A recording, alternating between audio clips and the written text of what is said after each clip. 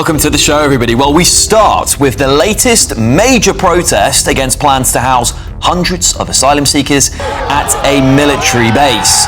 People demonstrated in Crowborough in East Sussex earlier today.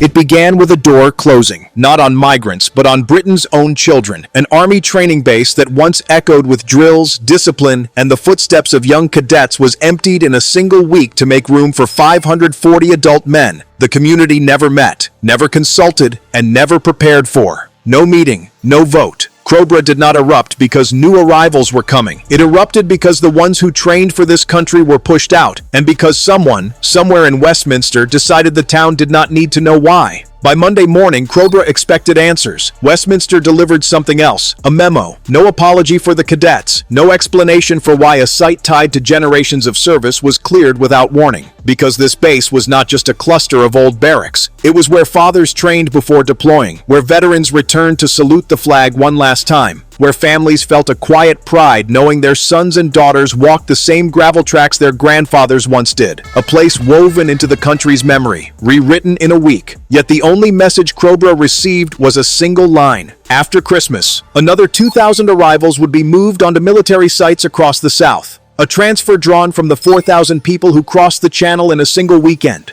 Inside Parliament, the tone was almost procedural. We have to deliver them if we're to stop the use of hotels. We have to deliver them to save the British public from spending eye-watering amounts accommodating illegal migrants. Not a single reference to the veterans who trained here, or the communities that still hold these grounds as part of their family history. The Home Office insisted the system was under control. The announcement, late, vague, and issued only after the cadets were removed, was the last thing Essex accepted in silence. And in that silence, the spark caught. By Tuesday afternoon, Crowborough stopped waiting. The questions from yesterday, quiet and reasonable, became footsteps. 1,300 residents left their homes without organizers, without loudspeakers, driven by one simple fact. The cadets were gone, and the gate was locked behind them. It is very important. They need to stop illegal migration into this country. A line of 57 veterans formed at the front. No shouting, no rage. Just men and women who once served the country standing in the rain, eyes fixed on the base that shaped them. It took 6 minutes for the main road to fill with people. No chants, no slogans, but the silence hit harder than any megaphone. A local officer stepped forward, palms raised, asking the crowd to move back. Not a single person moved. Anger did not explode. It solidified. In signatures, in numbers, in resolve. 280 parents whose children trained at the base signed a protest declaration before sundown, the fastest civic response the council had recorded in years. One father stepped toward the barricade, still holding his son's cadet beret in his hand. "Explain why my kid was pushed out before anyone else was brought in." The police had no answer. Then came the moment that changed the temperature of the crowd. A barrier shifted sideways as 41 people were pushed forward by a sudden surge when the rain intensified. A light collision, not aggression, but a sign the town had reached its threshold. A female officer grabbed the barrier to steady it, but the crowd did not retreat. They no longer felt they were protesting. They felt they were retrieving something that belonged to them. By early evening, an internal council report confirmed 23 urgent calls from residents demanding an emergency meeting. And when the number at the gate reached 9,800, the truth became unmistakable. Crowborough was no longer requesting answers from Westminster. It was confronting Westminster directly. By Thursday, Crowborough was no longer a town in disagreement. It had become the gathering point of a country's breaking patience. People arrived in waves, not counted in hundreds or thousands, but in 17,500 bodies pressing toward the old military gate, a number local police had not faced in 2 decades. The base entrance became the focal point. More barricades were pulled into place. A police line stretched for more than 300 meters, yet still could not contain the surge. A formation of 142 veterans stepped to the front. No masks, no shouting. Only the straight-backed silence of those who once wore the uniform. Officers asked them to move back. Not a single one did. Then the first collision happened. Not explosive, but inevitable under the pressure. As barriers were shifted to block the incoming mass, a shield slipped forward and struck a veteran in the chest. He stumbled. A shout rose from behind. "Watch it, he served here." An officer reached to steady him, but the moment had already triggered a deeper instinct. More than 210 people stepped forward half a pace, a reflex to protect their own. No fists, no kicks, just force. The raw physical weight of 17,500 people who felt they had nowhere left to retreat. The metal barrier lurched sideways, forcing 7 officers to step back to keep their balance. One slipped, and for a moment, both sides froze. Police whistles cut the tension. Still, no one moved back. A mother raised a photo of her son in his cadet beret, her voice cutting through the wind. "You removed our children, and now you expect us to step back?"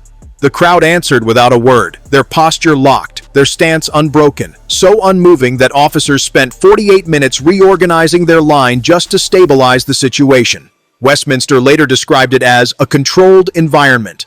Everyone at the gate knew the truth was the opposite. This was no longer a protest.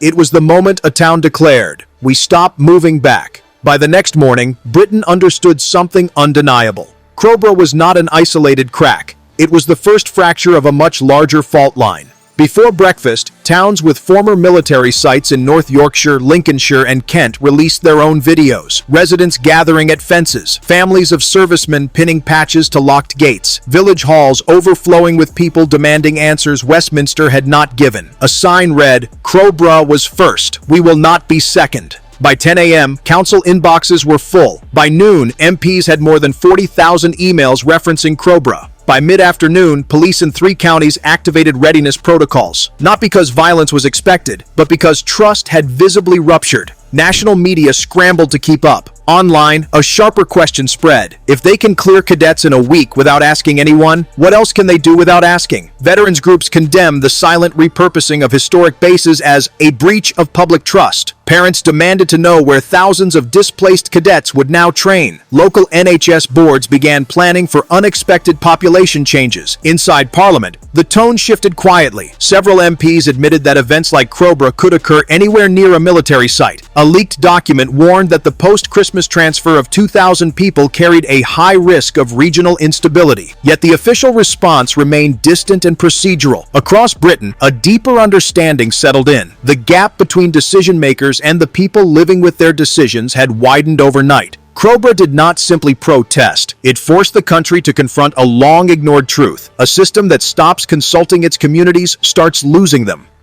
By Monday evening, a quiet certainty spread. What happens next will not begin in Westminster. It will begin in the towns closest to the consequences. The question was no longer why Crowborough. It was who is next. Leaked documents circulating online contained phrases that inflamed the public.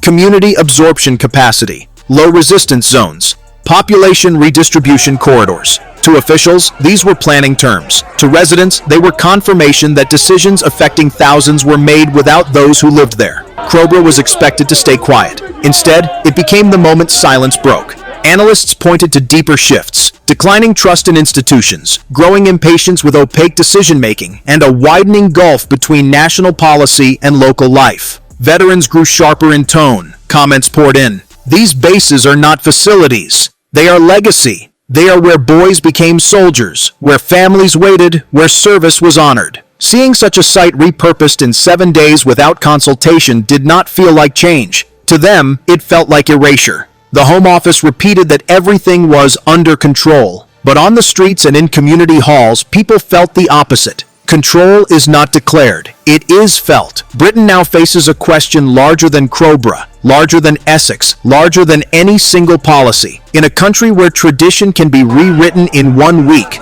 does the local voice still matter? The answer will not come from press conferences. It will come from what happens next. In every county watching Crowborough, in every town with a locked gate, in every family that now understands their history can be altered without warning. The spark that started at one gate has already crossed county lines, and Britain is awake. If Crowborough taught Britain anything, it is this. A nation does not weaken when plans change. It weakens when people stop being asked. Decisions can shift, policies can be rewritten, but trust, once cracked, rarely returns whole. For years, communities believed their bases and traditions were safe because they had always been. Cobra showed how quickly certainty fades when transparency does. It was not an outburst. It was a reminder. When local voices are ignored long enough, they do not rise in anger. They rise to be heard. And the places built by generations do not belong to paperwork. They belong to the people who carry their meaning. This spark began in Cobra. Where it goes next depends on whether anyone finally chooses to listen.